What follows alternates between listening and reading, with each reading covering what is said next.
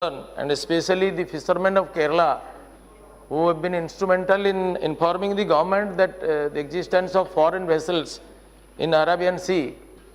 Sir, in that particular instance, 10 fishing vessels were found within the EEZ of India in the Maharashtra coast.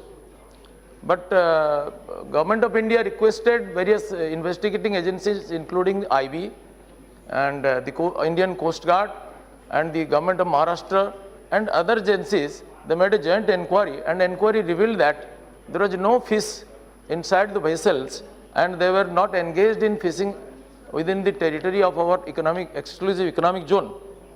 But one vessel was fined up to rupees 1150 by a judicial magistrate because they used satellite phone, which is prohibited under law.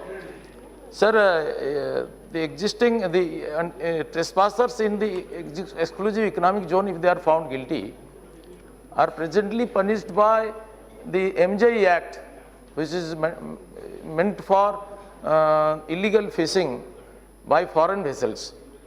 But the territorial waters from the waistline up to 12 nautical miles is governed by every state, and every state have their own separate laws. They are at liberty to enact laws.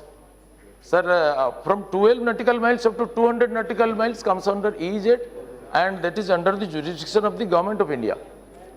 Sir, government is contemplating to have a uniform law only for the exclusive economic zone. So far as territorial zone is concerned, that is the jurisdiction of state governments, and they make their own laws. As far as the present MJI Act, the government, trespassing vessels are fined up to rupees 10 lakh.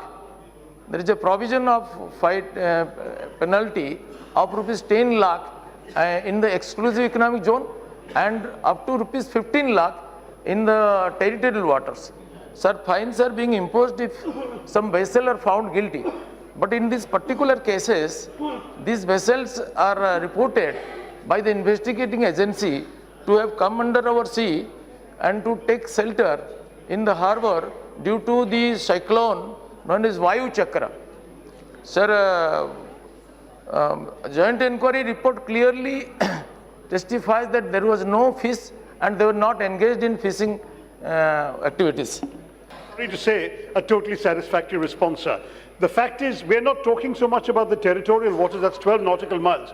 We're talking about the exclusive economic zone of 200 nautical miles, and there, sir, you are now requiring in your draft bill to actually charge our Indian vessels for a permit to fish in our own economic zone, whereas foreign vessels, of course, you can't charge them any permit, they're coming from abroad. So this bill, sir, is also misconceived. The more important question is, our fisher people are below the poverty line, sir. 61% of India's fishermen families are in the BPL category, sir.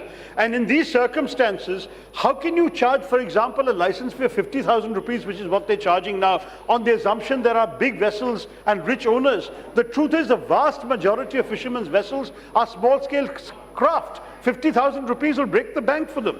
And the problem is that your draft bill, which has not gone to a committee as far as I'm aware, does not even address this particular problem, sir.